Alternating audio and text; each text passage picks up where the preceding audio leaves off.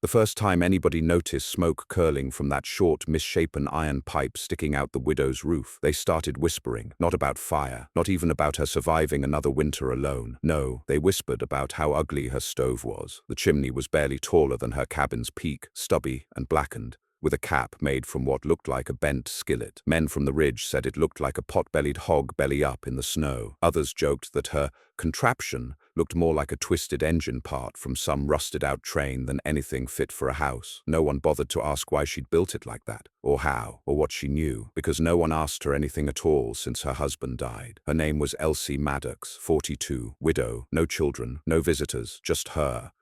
A small one-room cabin tucked where two hills met, and that stove. The townsfolk assumed she bought it second-hand off a passing trader or scavenged it from the old mining camp to the west. But it wasn't true. She built it, welded it, layered its walls in double-thick steel, sealed every seam by hand in midsummer heat, while others sat on porches sipping shade. Folks saw her hammering something out behind her shed and assumed she was losing her mind. But Elsie knew cold, and she knew how fast it could eat a woman whole when her roof leaked or her fire died at midnight. She also knew that her neighbor, Mary Ann Foster, had two small sons and an old stove with a crack running clean through it, a winter crack. So Elsie built her stove ugly, wide as a barrel, low to the ground, squat like a coiled animal. She used oil drum steel for the body, discarded train parts for the vents, and a welding torch she bought with the last of her husband's pension. She lined it with fire brick and left a second port facing the back wall, an odd feature no one asked about, and one she didn't explain. That second pipe would matter later. By November, when the first frost turned the valley grasses brittle, her stove was already burning clean and low, just a few sticks of wood,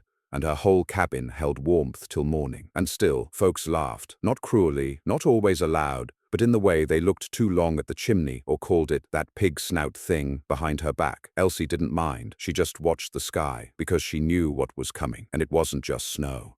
The first sign was the ice rain. It came before the snow, slicing sideways across the valley like glass needles flung from God's own hand. The creek froze solid in less than a day. Horses slipped and cracked legs. The frost line punched down fast, deeper than it had in 20 years. Then came the snow, not gentle, not powdered, but thick, wet, and constant. It didn't fall in flakes. It fell in sheets like someone was pouring sacks of it out the sky. By the second day, 3 cabins collapsed under weight. One man broke his arm digging out his own door. A child in the South Bend district died of exposure when his firewood ran out. The storm wasn't over by then, not even close. Mary Ann Foster's chimney cracked the morning of day 4. The seam where brick met clay gave way. Snow and soot poured back into the house. She tried patching it, failed. The cold came in like a living thing. By dusk, her youngest, Charlie, was coughing so hard his lips turned blue. That's when Elsie knocked. She didn't come with words. She came with a sled, one of those thick wooden ones meant for hauling stone or firewood. She dragged it up the hill between their cabins with a rope across her shoulder, snow waist-deep in places. On the sled was a coiled black iron pipe, a length of it, thick, straight, sealed on one end. Mary Ann had the door open before Elsie spoke. "You still got your stone wall on the back of the house?" Elsie asked. Mary Ann blinked, nodded. "Good," Elsie said. "I'm running heat in." It sounded insane, delirious. But in the cold, you don't argue, you move. By nightfall, Elsie had snaked that pipe through the snow between the 2 cabins, angling it downhill from her own second exhaust port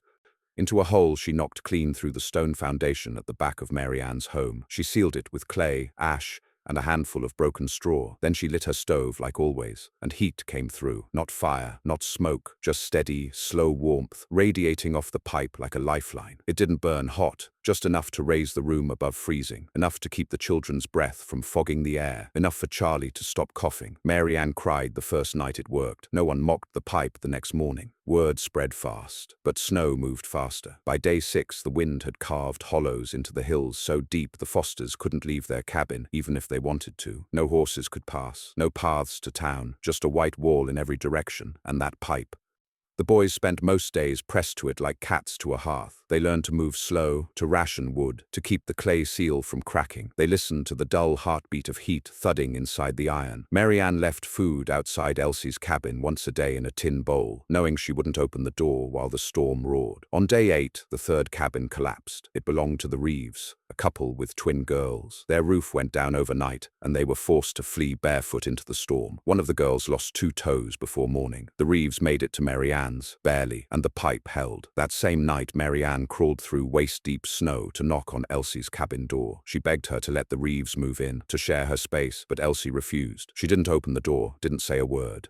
She just dragged another pipe out of her shed. By the time Elsie had dragged out that second length of iron pipe, longer, heavier, black with soot and frozen dew, the storm had swallowed the horizon. There were no more landmarks, no trees, no creeks. The whole valley was just white silence, and the only thing cutting through it was the sound of steel scraping against packed snow. She didn't speak to Marianne that night, didn't offer an explanation or ask for help. She tied the pipe to the back of her sled using leather straps, covered it with a canvas tarp soaked in linseed oil to keep the ice off, and vanished into the storm. Marianne stood at the window and watched her go, a hunched silhouette disappearing between the drifts. The woman looked more like a miner hauling ore than a widow trying to save her neighbors. And yet, that's what she was doing. The Reeves' cabin was gone, buried to the peak and crushed inward by the weight of the snow. The front door was a wall of timber and ice, but the back corner where the chimney had once stood was now a hole, open to the storm, and that's where Elsie started. She worked through the night. No one saw her do it. They only saw the pipe appear the next morning, snaking out of the snow between her cabin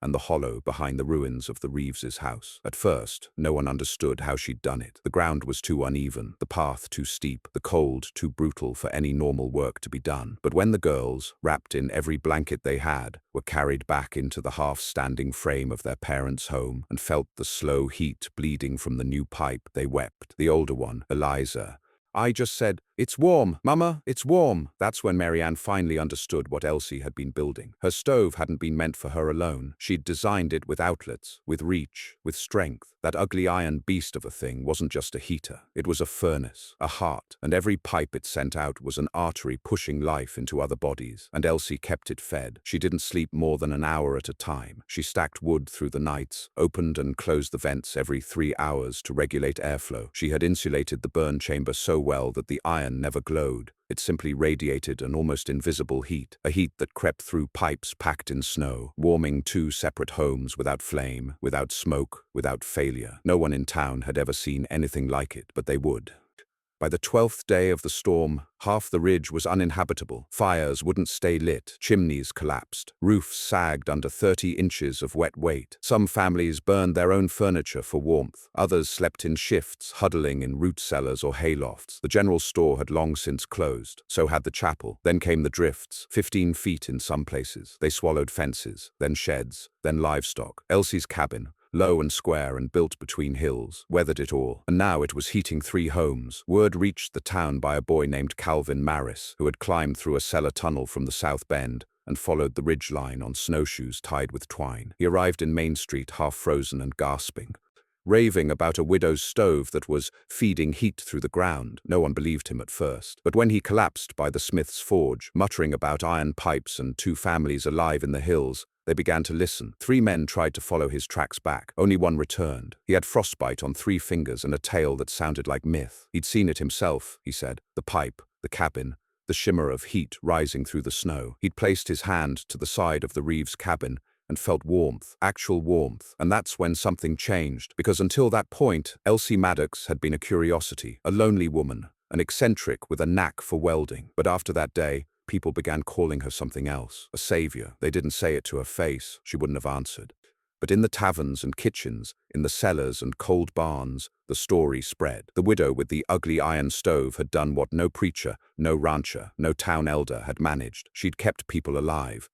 Inside her cabin, Elsie wasn't listening to praise. She was calculating. Every piece of wood mattered now, every vent timing, every temperature swing. Her fire brick lining was holding, but barely. The 3rd pipe had reduced the stove's heat retention by almost a third, and the draw from the far pipe, the one feeding the half-ruined Reeves home, was inefficient. She knelt beside the base of the stove, wrench in one hand, ear to the iron shell, listening to the rhythm of the heat like it was a living heart. She turned the 2nd valve clockwise, halving the flow, then opened the 1st one further. If she kept the temperatures staggered, she could preserve the burn without suffocating the airflow, at least for a few more days. The storm, though, had other plans, because on day 14, the real blizzard arrived. It was the kind that changed geography. Hills flattened, roads vanished, whole trees snapped in half from sheer wind load. The temperature dropped to -22 degrees Fahrenheit. Pipes burst under floorboards. Barn animals froze upright in their stalls. And still, from the 3 iron outlets buried in snow, heat continued to flow, only barely. Marianne knocked on her door again. This time she was crying, not for herself, for Elsie. "You haven't slept," she said. "You haven't eaten." Elsie stood in the doorway like a statue, face ash-gray, eyes sunken. She didn't respond. She didn't have to. Her eyes had the look of someone burning themselves to keep others warm. "We can take over. You've done enough," Marianne whispered. Elsie shook her head. Then she collapsed. The boys helped drag her to Marianne's cabin. The Reeves brought broth. A cot was built beside the pipe outlet, the warmest corner in the house. Elsie stayed unconscious for most of 2 days. When she woke, she barely spoke. Just one word: fire. Marianne ran to her cabin. The stove was low, just coals. She fed it. Then the storm surged again. The Reeves pipe buckled. It was bound to happen. The pipe had been meant to serve as a conduit, not a full-channel furnace. The expansion from inside cracked the weld. The girls were still inside when it burst, and smoke poured through the back of their ruined cabin. They ran screaming into the snow. But Marianne saw it, and without thinking, she grabbed her coat and her oldest boy and made for Elsie's shed. Inside, beneath the snowdrift that had nearly buried it, was another pipe, a fourth, wrapped in burlap, primed, ready. Marianne didn't know how to weld, but her son, Benjamin, had watched Elsie do it, and together they spent the next 5 hours in that shed, hammering and twisting and sealing the new pipe, threading it into the hole at the back of the stove where a third valve had been waiting this entire time. It was like Elsie had planned it, planned for 4 homes, planned for failure, planned for neighbors who would need her before they even knew it. When the 4th pipe was lit, warmth returned, and the widows slept. The 4th pipe hissed like a living thing as it sealed into place.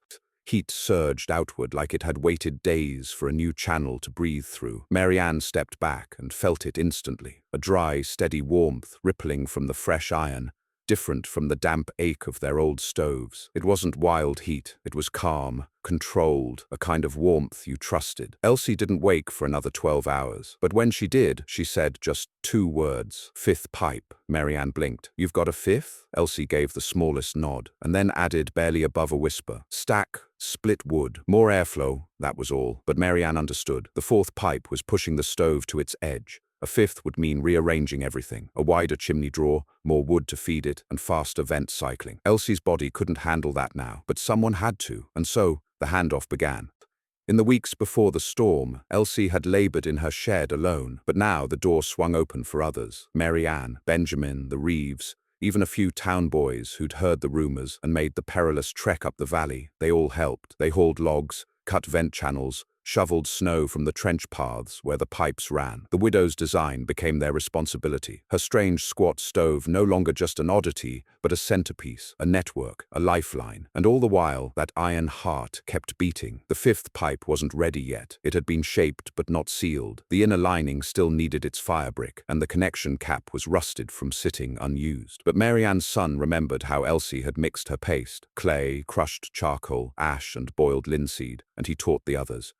The work was slow, hands numb in the cold, but steady. Meanwhile, more families arrived. First came the Callahans, 5 of them, frozen to the bone, their ox dead from exposure. Then a widow named Judith Payne, with 3 daughters, dragging a sled of beans and half-dried quilts. The next day, it was a lone man named Tarrant, whose cabin had been buried while he was out hunting firewood. And then 2 more families, bundled and desperate, following the rising smoke trail that still curled, thin but unwavering, from the widow's chimney. By now the compound wasn't just 3 homes warmed by an old stove. It was a colony, a tiny, frozen civilization gathered around one woman's ugly furnace. And the 5th pipe needed to be ready. The night before it was lit, the wind howled like something ancient. Rafters groaned, trees cracked.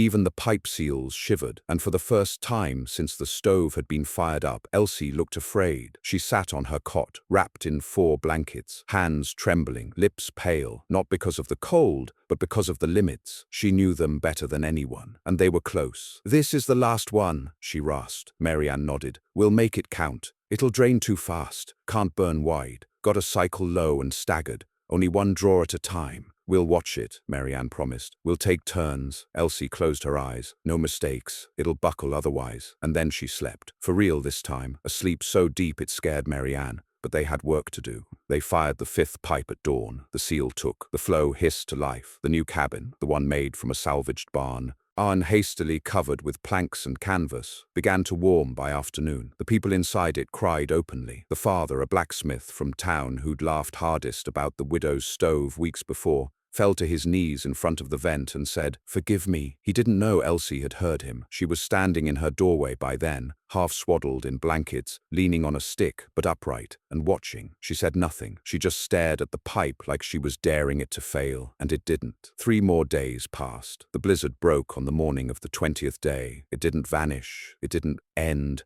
But the winds calmed, the snow stopped falling, and for the first time in weeks, a shaft of pale sun broke across the valley. The cabins, 5 of them now, steamed gently from their vent seals like sleeping beasts exhaling. People emerged. One by one, doors creaked open, and faces blinked into the light. There were no cheers, no clapping, just silence, a reverent kind of silence. And then, a line began to form outside Elsie Maddox's cabin, not to thank her, though many did, but to offer wood, bundles of it, split and stacked, dragged up the hills, hauled from buried sheds, even torn from ruined homes. They piled it by her shed wall, in silent tribute, knowing the stove wouldn't survive without it, knowing they all wouldn't. One boy, maybe 10, placed a single carved wooden heart atop the stack. "I made it for her," he said, "so she knows." But that wasn't the end of it, because while the snow had stopped falling, the freeze hadn't lifted, and food was low, shelters were damaged, most chimneys were still unsafe, there was no easy way down to the town, and no help coming up, so they stayed. The widow's pipes kept burning. Each home took shifts feeding the stove. Each night, someone new slept inside her cabin to watch the valves and regulate the flow. The system became communal, but the heart of it, the soul of it, remained that crooked, sooty, ugly stove at the center, the one they'd all once laughed at. Now they tended it like an altar. One night, a man named Devon Fisk, a former carpenter, usually quiet, sat beside Elsie's cot and asked what everyone had wanted to for weeks. "How did you know it would work?" Elsie didn't open her eyes. She just whispered, "I didn't." He paused. "But you built it like you did, like you'd done it before." Her mouth twitched, a shadow of a smile. "My husband worked the mines," she murmured. "He saw a furnace once, in Colorado. It heated 6 buildings, big as a wagon.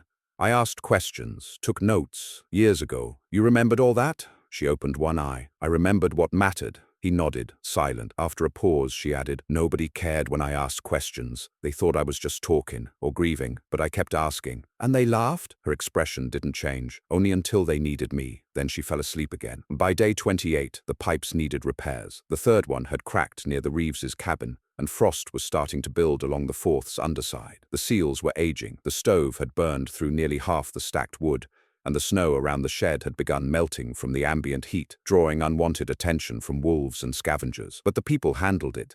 They patched the pipe with layers of fresh paste. They set traps near the perimeter. They staggered the burn cycles and insulated the shed floor with hay. Benjamin sketched diagrams of the stove's layout. Devon offered to help weld future joints. Marianne drew a rotation chart for every family, assigning stove shifts like clockwork. The system worked, but the strain was showing, and Elsie's hands were shaking again. On day 30, the news finally came. A group from town had broken through the southern ridge with sleds and fresh supplies. They reached the base of the hills and called up with voices hoarse from frost. When they arrived at the widow's compound and saw the 5 cabins still standing, smoke rising from each, children laughing inside, food drying on racks over pipe vents, they wept. They called it a miracle.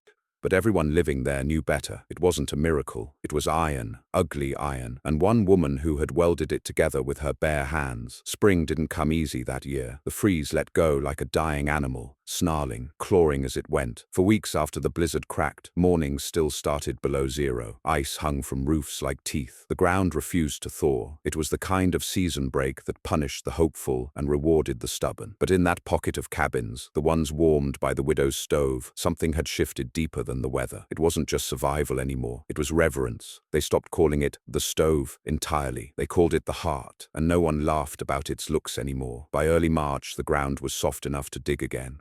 That's when Elsie gave her first real order since falling ill. Bury the pipes. Not to hide them, but to protect them. The exposed joints had survived the cold, but if the spring melt came fast, runoff could split the seals, and then all the heat lines would be lost. So the men dug trenches, shallow but wide, and the children helped pack the soil over with a mixture of hay, mud, and clay. It wasn't beautiful, but it held, and for the first time people started calling the whole system by a name. The line, 5 pipes, 5 cabins, 1 furnace. The line was now legend. On the 3rd Sunday after the melt began, the preacher made it up the ridge for the first time since the storm. He was older than most, usually carried by mule, but this time he came on foot, pushing through mud and patchy snow with a leather satchel across his chest.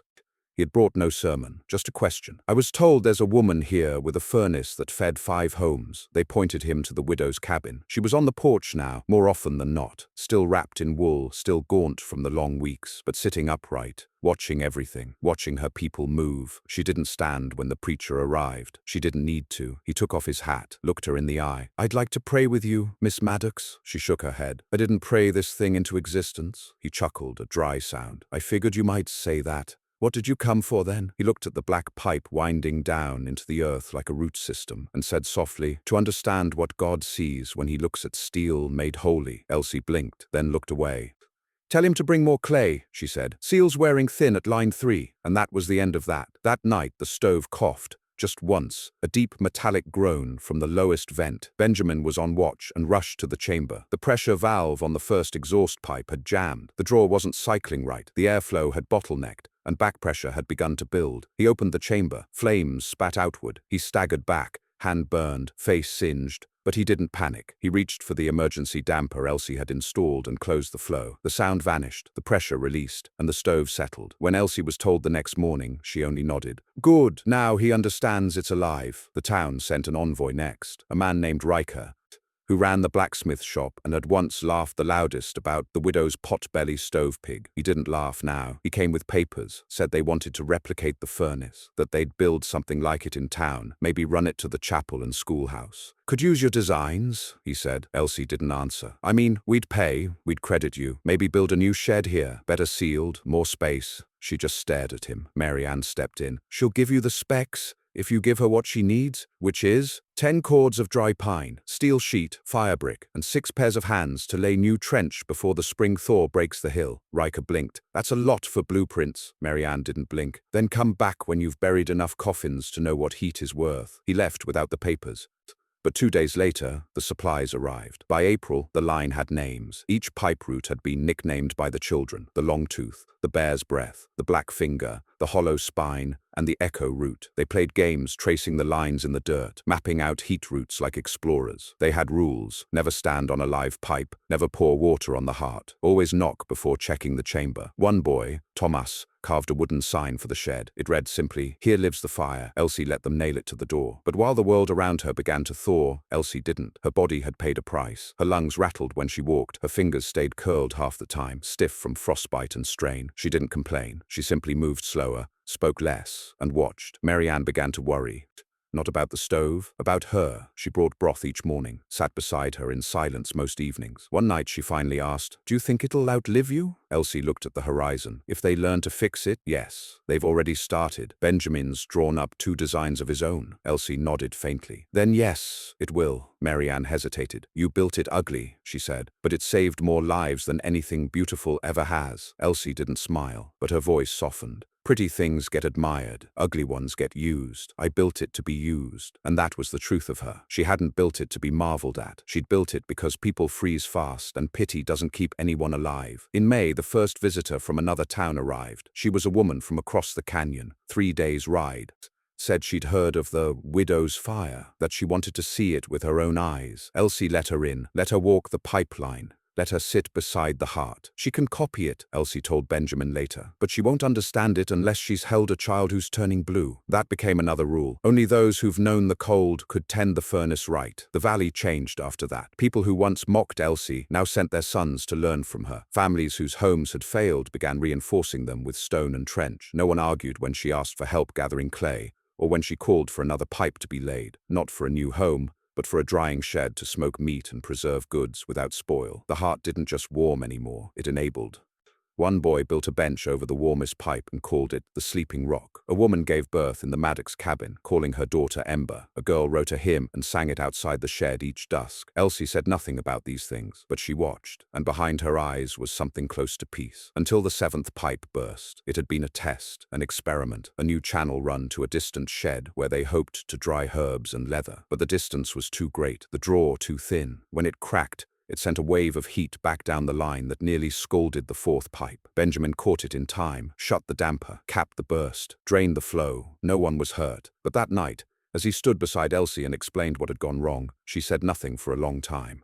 And then finally, "You learned," he nodded. She looked toward the shed. "I'll die soon." He didn't respond. She touched the stove, slowly, let her hand rest against it. But the fire doesn't have to. Spring came fully on the 47th day after the first pipe had been lit. Not a false thaw, not just softer mornings. Real spring, the kind where sap returns to the trees and animals dig out of dens blinking and blind. The kind that feels like resurrection. Most years, the valley celebrated with a planting feast, a communal gathering around the chapel or town square. But that year, the people gathered in the hills instead, around her place, around the shed, and the black iron stove that had not gone cold in nearly 7 weeks. They didn't bring decorations or flags. They brought stones. Each person laid one, by hand, around the base of the shed, a circle, rough but deliberate. No one spoke the meaning out loud, but they all knew it. Not a grave, not yet, a boundary, a shrine. And when they were done, they stood in silence as the smoke still curled from the short, ugly chimney on the widow's cabin, black against the soft blue sky. Elsie didn't attend. She was in her bed, too weak now to walk. Her hair had gone brittle, her hands drawn tight like sun-dried roots. She hadn't left the cabin since the seventh pipe cracked. She hadn't needed to. Benjamin, Mary Ann, and the Reeves rotated through every day,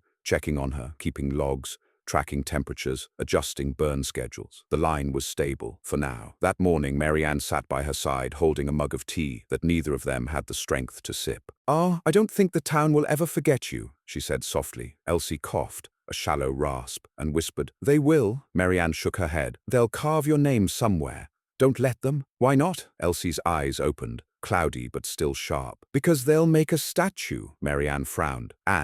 And then they'll stop building furnaces." That was the most she'd said in days, and Mary Ann understood. Elsie had never wanted admiration. She wanted function. She had built something because no one else would, or thought to, or dared. She hadn't done it for legacy. She did it because cold kills fast and pity doesn't burn. Outside the cabin, a group of children ran past, laughing. The spring melt had opened enough creek for skipping stones. Somewhere down the slope, the heart hummed gently through the floorboards. A low, unsteady warmth. And Elsie Maddox closed her eyes. She died that night. In her sleep, no ceremony, just silence. Mary Ann found her before sunrise. Benjamin was called, then the Reeves, then the rest. No bell was rung, no service held. Instead, they did what Elsie would have wanted. They tended the stove. The valves were checked, wood restocked, the seventh pipe dismantled and reforged into 2 shorter lengths for auxiliary heat in the new drying shed. No one wept in the shed itself, but they did weep when they cleaned the chamber and found a set of hand-etched marks along the inside of the iron belly. Tiny scratches, nearly invisible. Numbers, dates, flow rates. She'd been recording everything, quietly, methodically. A ledger inside the machine itself. Benjamin traced them with a finger.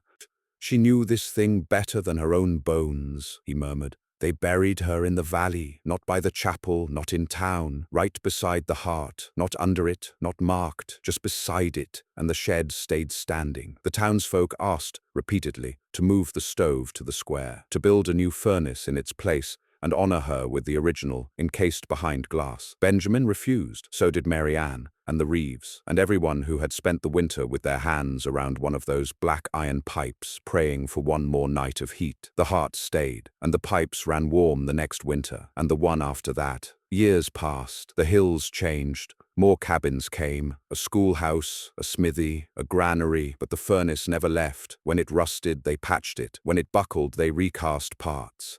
Each child learned to tend the fire by age 12, and every home still used the line, or their own copy of it. They made new designs, sleeker, more efficient, but none lasted longer. None survived like hers. One spring, Mary Ann stood with Benjamin at the edge of the old shed, watching the steam curl through the warming air. "Think she knew?" she asked. "Knew what?" "That she'd remake the whole valley." Benjamin shook his head. "I think she just wanted to stop a child from freezing." They both smiled and turned to stoke the fire.